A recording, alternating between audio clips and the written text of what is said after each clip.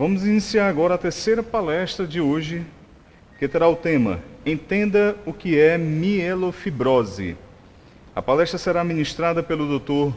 Douglas Vivona, graduado em Biomedicina e em Farmácia pela Universidade Metodista de São Paulo, com mestrado e doutorado em Ciências, com foco em Hematologia pela Universidade de São Paulo. Atualmente, Dr. Douglas faz parte da área médica da Novartis, atuando como gerente médico. Essa palestra será transmitida via online pelo aplicativo Zoom. Dr. Douglas se encontra em São Paulo. Bom dia, Dr. Douglas. O senhor me ouve? Perfeitamente. Agradeço o convite para esse encontro de pacientes.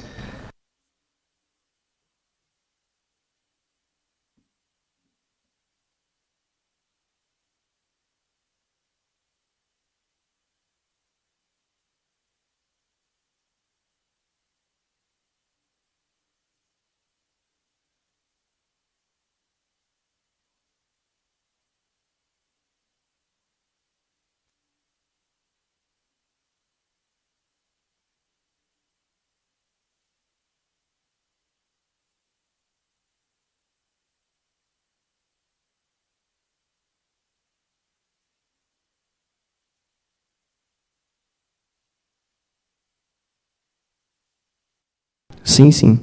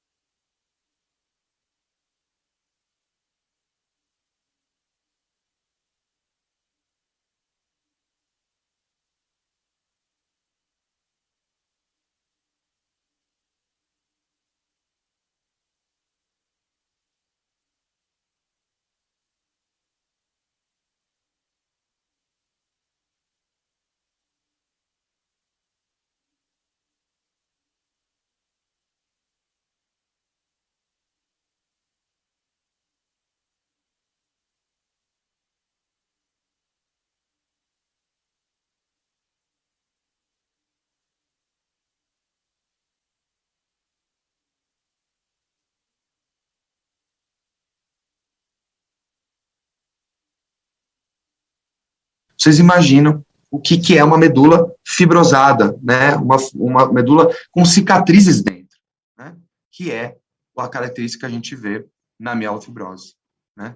E se vocês pensam que vai ser essa medula, conforme que a mielofibrose ela vai evoluindo, essa medula vai ficando mais fibrosada, né? Mais cicatrizada, e ela vai perdendo sua função, né? Então, a gente vai ver que na mielofibrose, uma grande característica é o aumento de um órgão secundário que chama baço, né? O baço, basicamente, é um órgão que tem a responsabilidade de filtrar o sangue. E nos primórdios, quando a gente ainda é bebê, antes da medula óssea estar formada, ele tem a capacidade de fazer sangue também, né? De fazer o que a gente chama de hematopoese, produção de sangue.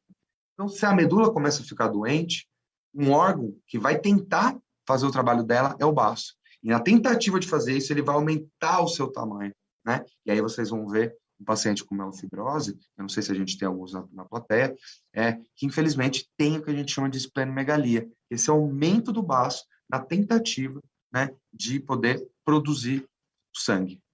No entanto, o aumento do baço, a gente vai ver que ele está relacionado a uma sintomatologia grave da mielofibrose, exatamente porque ele começa a comprimir outros órgãos dentro da cavidade abdominal. Então, vamos falar um pouquinho mais especificamente da mielofibrose. Então, já entendemos que mielofibrose é uma cicatrização, né, uma fibrose, né, na medula óssea. Acontece por mutações, né, que lá na célula tronco hematopoética, principalmente uma via específica, que eu vou falar, que chama JAK, e que ela pode ser primária, ou o paciente pode ter ela de forma primária, né, abrir um diagnóstico já como mielofibrose, ou pode ter uma evolução dessas doenças que são primas, né, que é a polissemia vera e a trombocitopenia excessiva. Então, como definição, ela é uma neoplasia, ela é um câncer, né, crônico, né, então por que é crônico? Porque ele tem uma evolução lenta, né, e que tem esse marcador negativo que é o BCR-ABL.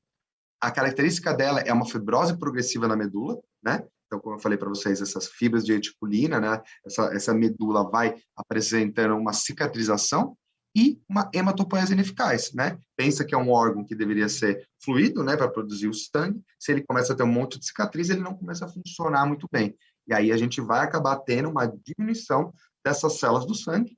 E aí a gente vai ter todos os problemas relacionados à diminuição dessas células, que eu já vou falar nos próximos dias. É uma doença rara, né? Então a gente fica muito feliz que é uma doença rara. Então é de 0,5 a 1,5 casos a cada 100 mil pessoas. E a mediana de idade ao diagnóstico é em torno de 67 anos. Então a gente está falando aqui que é uma doença de idoso. Então vocês imaginem, né? O idoso ele pode ter várias outras doenças que podem ser confundidas também. Então, por isso que é tão importante a gente aumentar a atenção em relação à mielofibrose, porque ela pode ser confundida com outras doenças do idoso. Então, por exemplo, o paciente chega lá com uma anemia, né? Essa anemia pode ser por uma questão, uma baixa produção das hemácias, né? Que deveriam ser produzidas para a medula, mas não são produzidas porque tem uma mielofibrose, né? Você tem uma cicatrização lá na medula, e aí esse paciente chega com anemia. E aí o médico, principalmente se for um hematologista, ele vai falar, mas pode ser uma anemia do idoso, vamos tratar com alguma coisa. E aí essa anemia não melhora, né? E aí é nesse momento que é necessário esse paciente chegar até o hematologista para fazer essa investigação mais detalhada dessa anemia e para confirmar ou descartar, por exemplo, né, um caso de mielofibrose. Então, vocês imaginam que tem uma jornada, muitas vezes, longa de diagnóstico. Então, aqui eu chamo a atenção, né, na alteração, né, de células do sangue, né, e sem uma resolução com atenção básica, é importante procurar sempre um hematologista, né, para poder diagnosticar de forma adequada, porque pode ser uma mielofibrose, pode ser outra doença, inclusive, na maioria dos casos, uma doença benigna, né, mas ela tem que ser investigada de forma adequada, principalmente no idoso, né, que é o grupo aí que vai ter, que tem mais presença da mielofibrose. Então, a sobrevida da mielofibrose é em torno de 5 anos, mas cada vez mais a gente tem melhorado essa sobrevida, e ela pode se tornar uma leucemia aguda em cerca de 20% dos casos. Então, ela vai sair daquela condição crônica, né, que é uma doença lenta, para uma doença aguda, que tem uma evolução muito rápida e que tem um outro tratamento. Então, o principal objetivo do tratamento é a gente evitar essa progressão e, né, fazer com que esse paciente viva mais e viva melhor. Esse acho que é o principal objetivo hoje do tratamento. Então, como eu expliquei para vocês, uma vez que a medula lá que está nos grandes ossos começa a fibrosar, começa a ter cicatriz, isso faz com que, e aquelas mutações, né, que estão relacionadas a essa doença, estão muito ligadas a esses genes que chamam JAK, tá? Só para a gente dar um nome aqui para eles, sem entrar em muito detalhe. Então, com a fibrose da medula, o que a gente começa a ter? Uma produção do sangue de forma ineficaz e, por consequência, como eu expliquei para vocês, o primeiro achado é a anemia, né? É uma baixa concentração da hemoglobina, que é o que constitui o glóbulo vermelho, que tem a responsabilidade de fazer transporte de oxigênio por todo o nosso corpo, né? Então, o primeiro sintoma que esse paciente pode ter é ter uma anemia e ter todos os sintomas relacionados à anemia, como cansaço, fadiga excessiva, né, que são bem características da mielofibrose. O segundo é a esplenomegalia. Então, como eu expliquei para vocês, né, como a medula está cicatrizada, né, o baço começa a aumentar de tamanho para tentar produzir sangue. E, nessa tentativa, a gente tem um aumento do volume do baço. Então, de fato, ele pode até, eu vou mostrar a foto para vocês, ele pode começar até a pessoa ficar com a barriga, né, estendida, um abdômen estendido, e que isso pode estar relacionado ao aumento do volume do baço. Então, uma forma até de diagnóstico é encontrar um baço aumentado, e isso pode estar relacionado à mielofibrose. E alterações, né, nessa via JAK, elas liberam inflamatórias, elas geram inflamação no corpo. E essa inflamação é a mesma sensação de que a gente tem quando a gente tem uma gripe, por exemplo, né? Por que a gente se sente tão doente? Né? Aquela sensação de doença, aquela fraqueza, mal-estar, cansaço, febre, é porque a gente tem várias sinalizações no nosso corpo, que são essas situações inflamatórias, falando para o nosso sistema imune: olha, sistema imune, eu estou sendo atacado aqui, né? Então eu preciso que você recrute mais células para me ajudar. Só que o que acontece na mielofibrose? Essa sinalização da inflamação é causada por uma alteração, né, lá na célula-tronco. Então, mesmo na ausência de uma infecção que poderia, né, um vírus, uma bactéria que poderia explicar esse estado inflamatório, aqui o paciente tem esse estado inflamatório por conta de uma doença, uma malignidade hematológica. E aí esse paciente é extremamente sintomático.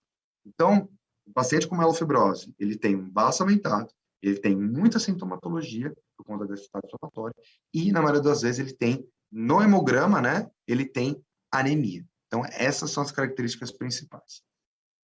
E aí, né, através dessas características, a gente tem alguns sintomas relacionados, né? Então, o baço aumentado, ele gera desconforto abdominal, gera uma mobilidade comprometida. Então, o fato do baço estar aumentado, ele comprime muitos outros órgãos. Então, isso gera uma sintomatologia muito ruim, né, na perspectiva do paciente. As citopenias, né? Então, como a medula está fibrosada, o sangue não consegue ser fabricado da forma adequada. Então, a gente tem a anemia, como eu expliquei, a gente pode aumentar o risco de infecção, enfim, né? Porque a produção de sangue está sendo prejudicada. E os sintomas relacionados à inflamação, que é perda de peso, febre baixa, sudorese noturna, coceira, dor óssea, né? Tudo isso é causado pelas citocinas inflamatórias que estão sendo liberadas de forma muito aumentada por conta dessa instalação dessa malignidade às custas lá da célula-tronco. Tá bom?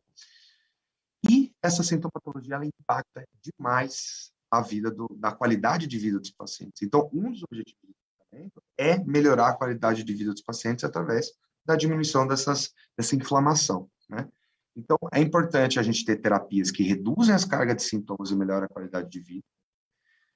Esse aqui é um estudo que foi feito na Inglaterra, onde apresentou que 90% dos pacientes que têm essas doenças mieloproliferativas, né? Então, não só a mielofibrose, mas a polissemia vera e a trombocitemia essencial, elas tinham sim sintomatologia, e que a carga de sintomas, ela impacta negativamente a qualidade de vida dos pacientes.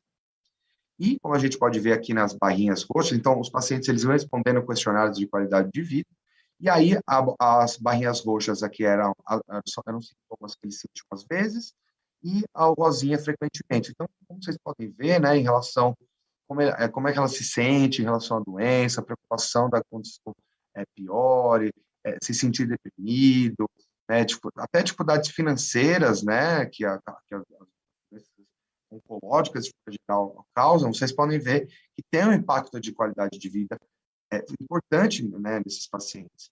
Então, um objetivo do tratamento é melhorar a qualidade, diminuir esse estado inflamatório, diminuir os eventos relacionados à mielofibrose e melhorar a qualidade de vida, né? Então, é importante, né, que o tratamento ele consiga atender, né, a melhora de qualidade de vida, redução de sintomatologia e, obviamente, a redução do tamanho do baço também, né, que é uma causa da sintomatologia super impactante para a qualidade de vida desses pacientes que apresentam a mielofibrose. E aí, né, mostrando um pouquinho aqui os sinais, né, e da esplenomegalia, aqui, na verdade, isso aqui não é, né, uma barriga normal, isso aqui é um baço aumentado, então isso aqui é um exemplo, né, de uma doença um pouco mais avançada, é só para vocês terem uma ideia do que é essa esplenomegalia, né, e esse paciente também, por todo estado inflamatório, ele pode ficar caquéxico, né, então, enfim, essa é uma evolução da mielofibrose, e que hoje, com os tratamentos mais modernos, a gente consegue reduzir tanto o volume do baço, então trazer esse baço para o tamanho normal, e assim como tirar o paciente dentro dessa sintomatologia, né, de todo esse estado inflamatório. Então, existem tratamentos hoje que conseguem melhorar a qualidade de vida do paciente com mielofibrose e, obviamente, com toda essa melhora, estender a vida também. Tá? Então, eu não vou entrar em detalhes com o diagnóstico, a única coisa que eu queria mostrar para vocês, que o diagnóstico é feito através da identificação dessas fibrinhas pretinhas aqui, ó, que são as fibroses, né, as fibras de reticulina. Então, quando um patologista pega uma lâmina, né, de medula, ele vai olhar para descobrir se é uma mielofibrose, ele vai ver se tem essas fibras aqui. Então, a gente precisa de bons patologistas, porque é uma doença rara, e que tem experiência, né, nesse tipo de análise. Outro dado interessante, que é importante para o diagnóstico, é a presença de mutações, né? Essas mutações nesses 3 genes, elas foram associadas à mielofibrose. Então, também a disponibilização dessas ferramentas de diagnóstico, elas são importantes para que a gente feche um diagnóstico de mielofibrose. Qual que é hoje o desafio em termos de sistema privado e sistema público?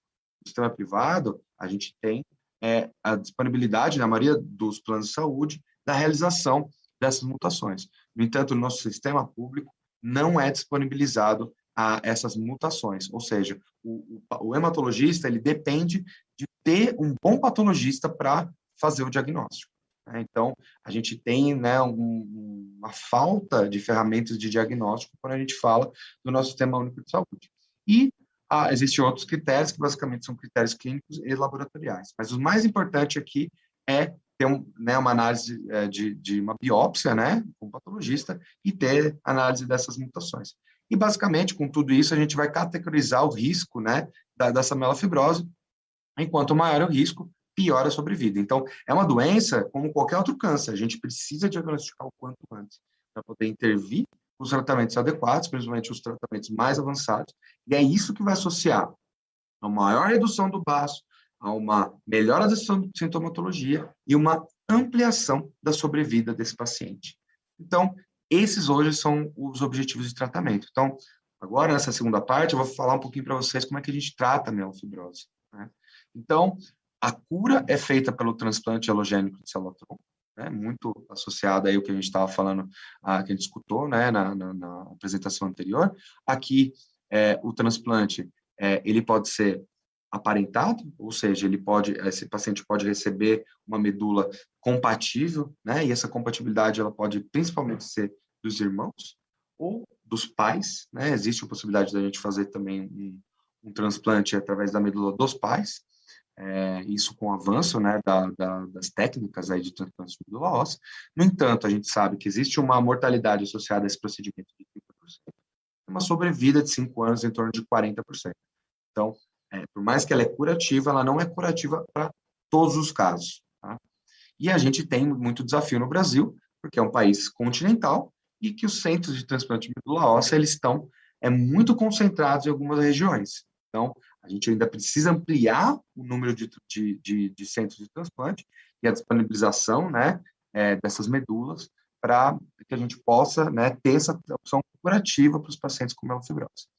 Para aqueles pacientes que não fazem transplante, então, o objetivo é reduzir a mortalidade e estender a sobrevida. Então, basicamente, como é que a gente faz isso, né? A gente tem que diminuir a carga da doença, então, tratar a sintomatologia desses pacientes, melhorar a anemia, melhorar a esplenomegalia, né? Diminuir o tamanho do vaso, e também, em alguns casos, ocorre uma diminuição da plaqueta. Então, diminuir a plaqueta, aumentar o risco de sangramento. Então, basicamente, os hematologistas, eles vão utilizar o arsenal terapêutico para tentar controlar, né, sintomas, diminuir baço e controlar os índices hematológicos para que esse paciente possa, né, ter uma qualidade de vida e, obviamente, viver mais. E a mielofibrose é uma doença progressiva, né? Então, para vários fatores, 1 ano após o diagnóstico, já ocorre uma piora. Então, qual que é a mensagem que eu quero deixar para vocês? É importante o awareness da mielofibrose para que, caso, né, o paciente tenha alguns sintomas, né, sintomas como febre, perda de peso, aumento aqui, né, do volume na barriga, né, e anemia, então que vá até o hematologista, né, que a gente consiga chegar até o hematologista para poder fazer uma avaliação melhor e entender se trata de uma mielofibrose, porque quanto antes é o diagnóstico, melhor é o prognóstico, é a sobrevida, a gente consegue resultados melhores, né, e a gente não quer receber pacientes, obviamente, com doença muito avançada, porque o que você pode fazer com esse paciente é pouco, né? Então, aqui, acho que o meu principal objetivo também é aumentar o entendimento da mielofibrose e também para que os pacientes cheguem, né, da melhor maneira possível, né, para serem tratados e a gente ter o melhor desfecho possível. Então, hoje, como é que a gente trata a mielofibrose, né?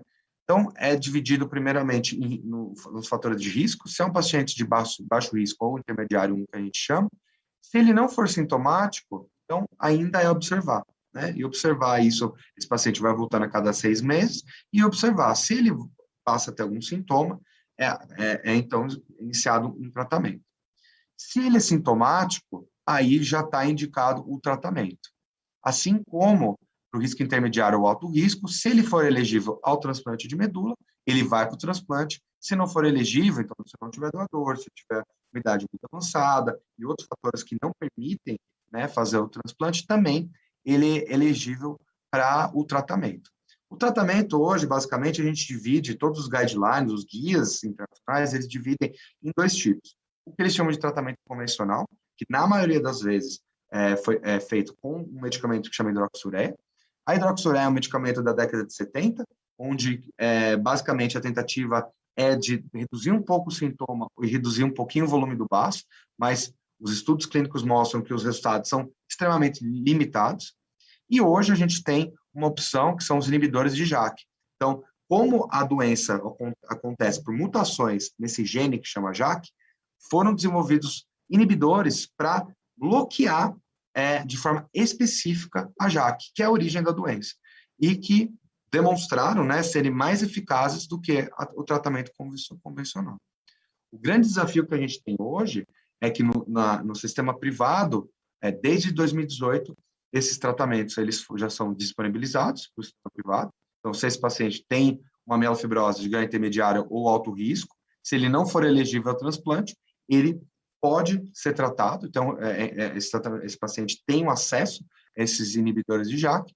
No entanto, no Sistema Único de Saúde ainda, né, está em análise, né, da incorporação desses inibidores, né? Então, só para vocês terem uma ideia, isso nos países de primeiro mundo já são incluídos no sistema público, né, como na Inglaterra, na Espanha, no Canadá, já estão incluídos há cerca de 8 anos. Então, a gente está com um déficit, né, do melhor tratamento da mielofibrose ainda no nosso Sistema Único de Saúde. É importante, né, aumentar o conhecimento sobre isso para que a gente possa ter um tratamento justo entre o sistema privado e o sistema público. Então, para a gente acabar essa apresentação e a gente abrir para perguntas e respostas, a mielofibrose é uma doença do idoso, então tem que ser olhada com mais detalhe, porque pode ser confundida com outras doenças, e que tem muitos sintomas que impactam a qualidade de vida. Então, a sobrevida hoje é em torno de 5 anos, mas a gente pode melhorar ela com os tratamentos atuais. O diagnóstico é feito Para o exame anatopatológico, a avaliação molecular é complementar, então a gente tem esse desafio principalmente no Sistema Único de Saúde, onde a análise molecular não está disponível, então a gente precisa de bons patologistas treinados para fazer o diagnóstico da mielofibrose. O objetivo do tratamento farmacológico é controlar os sintomas, reduzir o tamanho do baço e prolongar a vida. O tratamento curativo, ele é único, né? Então, só através do transplante de medula óssea, no entanto, ele é restrito a poucos pacientes, porque tem restrição de idade, muitas vezes são pacientes idosos que não têm muitas comorbidades associadas e que não podem fazer o transplante de medula óssea pelo risco do próprio transplante. E você precisa de um doador compatível e ter centros especializados com disponibilidade de leito, que, obviamente, para as doenças hematológicas é muito disputado, né? E que, como eu disse anteriormente, ainda está concentrado em algumas regiões do país. Então, a gente sabe, né, que principalmente a região norte e nordeste ainda é carente, né, de bons centros de transplante, né, para que possa, né, transplantar a maior parte desses pacientes que são elegíveis para esse tipo de tratamento. Então, com isso eu termino a minha apresentação e me coloco aqui à disposição de vocês para qualquer dúvida adicional. Tá bom? Muito, muito obrigado. Só vou retornar aqui. Obrigado, Dr. Douglas Vivona, falando diretamente de São Paulo. E podemos fazer algumas perguntas? Com certeza, estou disponível. Quem quiser perguntar alguma coisa para o Dr. Douglas?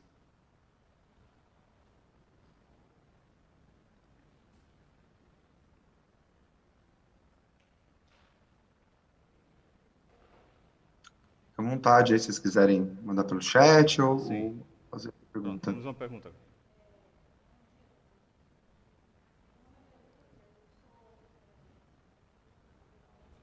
Sou ouvido, Dr. Douglas. Eu ouço. Consegue me ouvir? Perfeito.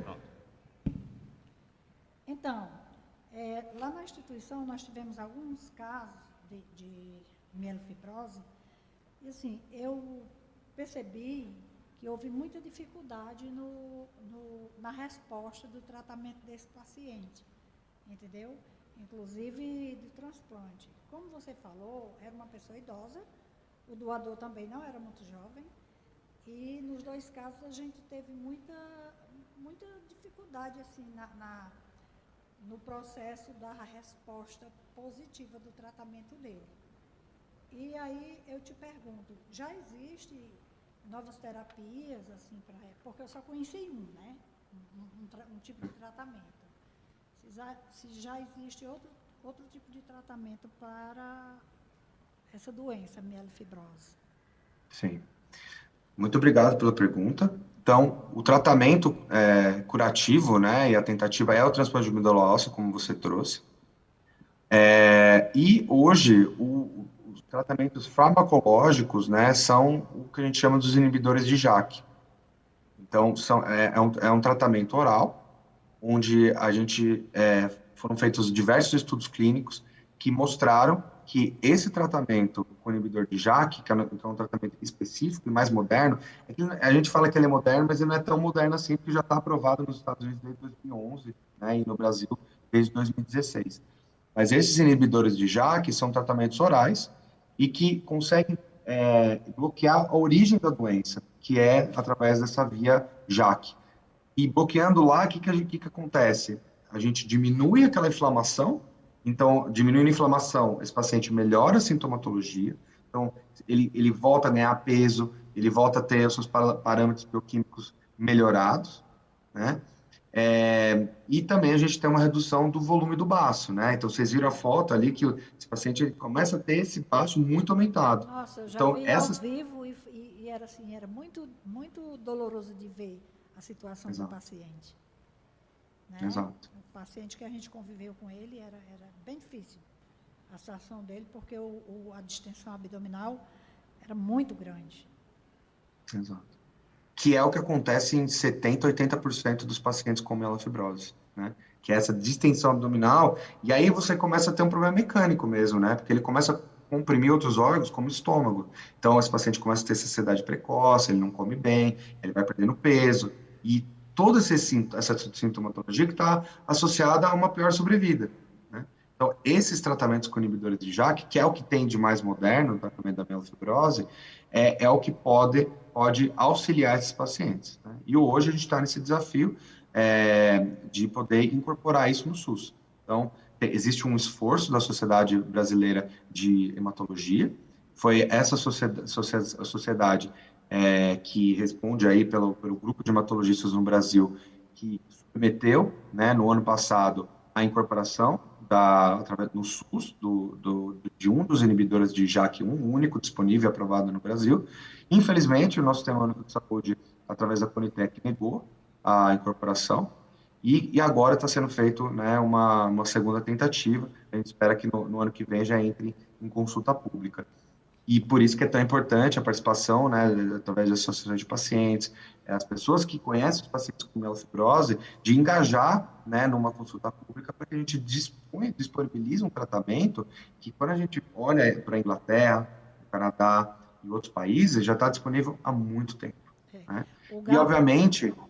O GAPO, ele está sempre participando da Conitec, e assim, a gente leva muito as nossas opiniões de acordo com os relatos e a vivência que a gente tem com o paciente, né? Porque, quisera Deus, todos nós tivéssemos a oportunidade de ter essa medicação disponibilizada pelo SUS, né? Que ainda é uma coisa assim muito dolorosa para o paciente ver uns se tratando, né, porque tem plano de saúde ou porque tem dinheiro para adquirir, e outros ficar à mercê da própria sorte, né, com tratamentos paliativos, que a gente sabe que não cura, só dá um tempinho de vida sem muita qualidade.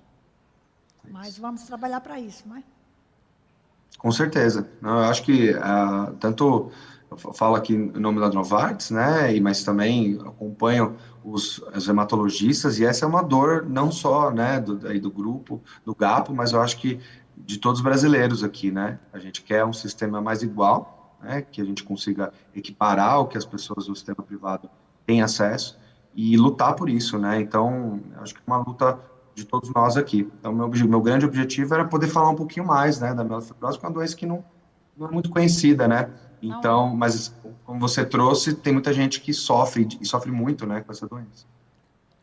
Muito obrigada, tá, pela sua participação.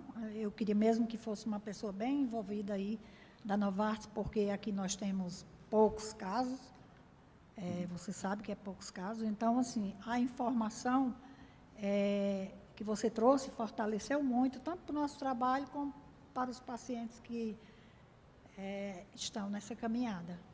Tá? Foi um prazer te conhecer, muito obrigada e um abraço. Eu que agradeço. Me coloco à sua disposição no que vocês precisarem, tá? Para conhecer um pouquinho mais a mielofibrose, educar, né, enfim, médicos, pacientes. Eu acho que isso daí é uma missão pessoal minha também. Então, contem comigo, tá bom? Tá bom, obrigada. Obrigado.